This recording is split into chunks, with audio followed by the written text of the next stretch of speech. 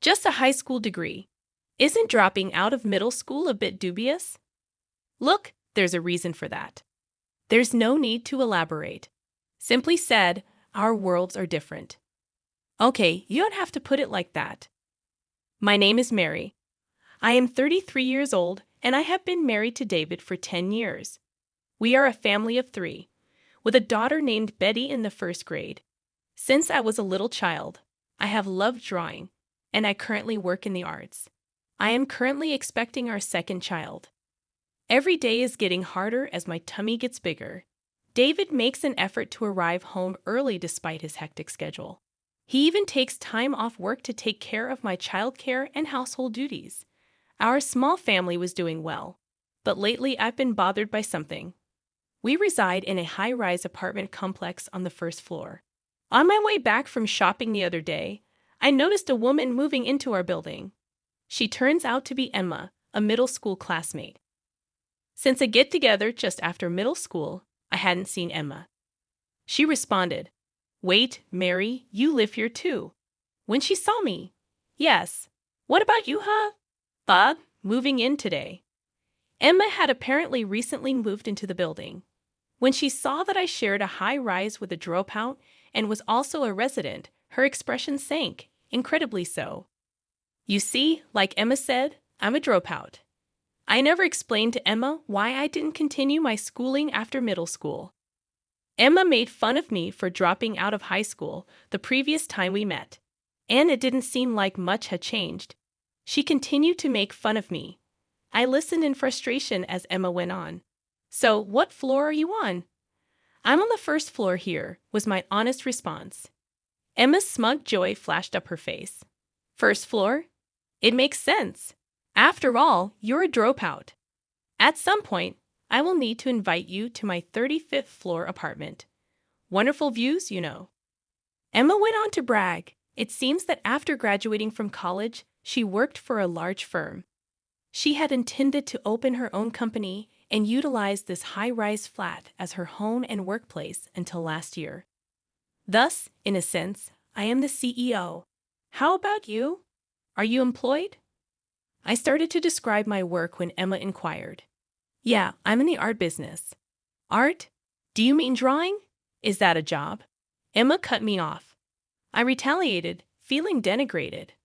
I've turned what I love into a career, and it is a real job. Emma ignored me, saying, "Well, it must be so nice working within the household income. What's your goal? Like $900 a month?" I just listened in silence, not having the energy to retort. "People like you who dropped out live in a different world from elites like me," she added. Just then, David and our daughter Betty, dressed in work clothes, walked up. "Mom," Betty called out. "Oh, Mary. Do you know each other?" David asked. Emma looked up and down at David and then laughed. "Is this your husband? In work clothes?" Feeling insulted, I finally snapped back. "Why are you laughing? That's rude." Emma continued unapologetically. "I wasn't laughing. He's just the type I would expect for a dropout like you. 2-income family on the first floor? He must not make much either." Finally, I had enough of Emma's rudeness. "How dare you say that about my husband? Apologize." Emma laughed and said, "Why would I apologize? By the way, are you pregnant?" It was then she finally noticed my pregnancy. "Yes, I'm 7 months along." "Must be tough financially with another child on the way. Can you even afford to live here?" I didn't want to hear any more of Emma's snide comments. I grabbed David and Betty and headed home. Emma called out after us, "See you. Come up to the 35th floor if you ever want a good view." But I ignored her and went inside. I couldn't shake my anger at Emma all day. Why did she have to say those things? That night, after Betty had gone to sleep, David asked me what had happened. I told him about Emma and how she had made fun of me for being a dropout and belittled my work. David's face turned red, and he seemed even angrier than I was. David knew about my past, including the fact that I dropped out of school, and he chose to marry me with a complete understanding of who I am. We decided to keep our distance from Emma since the anger towards her didn't seem to subside for a while. Luckily, we didn't run into Emma for a month, allowing us to live our lives peacefully. Then, one day, we received a postcard for a school reunion. I still get along well with my middle school friends, so after getting a few messages about meeting at the reunion, I decided to go. While I looked forward to catching up with friends, I was also a bit concerned about running into Emma and hearing her unwelcome comments. But thinking that after having a baby, I would have fewer chances to meet my friends, I set aside my worries about Emma and decided to attend the reunion. The day of the reunion arrived. The reunion took place in a rented hotel ballroom. As soon as I arrived, I met up with friends I hadn't seen in years, and we immediately fell into enjoyable conversation. It had been a long time since we had all caught up, and there was so much to talk about. Our friend group has always been tight-knit, regardless of gender. Some have become mothers, others fathers, and we all loved catching up about our families and careers. But then, out of the blue, we heard Emma's voice from behind. Breathing the same air as poor people is making me sick. As expected, Emma had shown up too. We hadn't noticed her since we were only speaking with friends we were actually close to. Emma was wearing heavy makeup and a flashy dress that seemed out of place. Both my friends and I noticed her over-the-top appearance and her consistently bad attitude. Even back in middle school, she was self-centered and made awkward comments. She was someone we tended to avoid.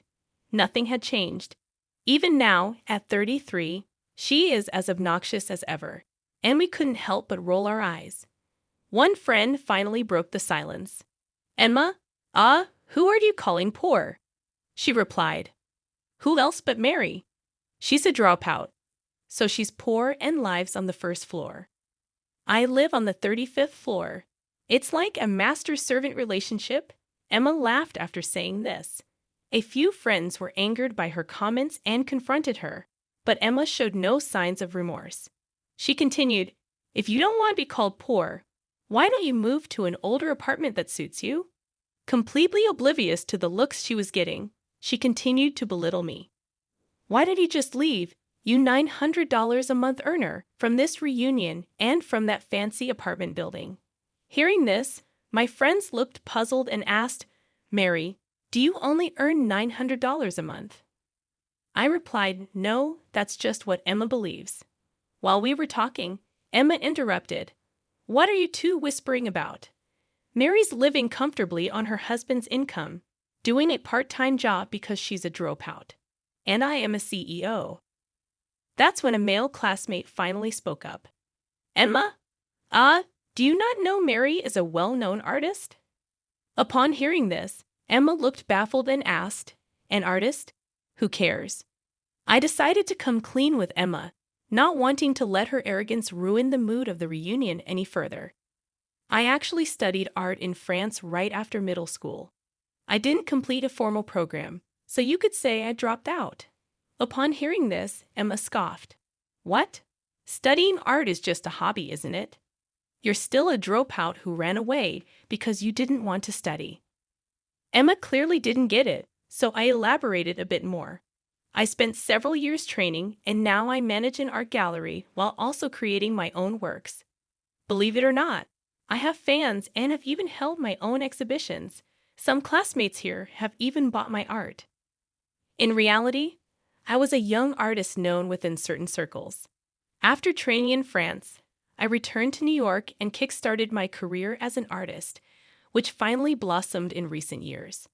As for David, we met at one of my exhibitions and clicked instantly, which led to marriage. Even with all this explained, Emma still didn't seem to get it. "Come on, an exhibition is still just play, right? I'm a CEO. I'm clearly winning here." Exasperated, I replied, "This isn't about winning or losing, Emma. You may think I'm foolish for pursuing art, but I take my work seriously."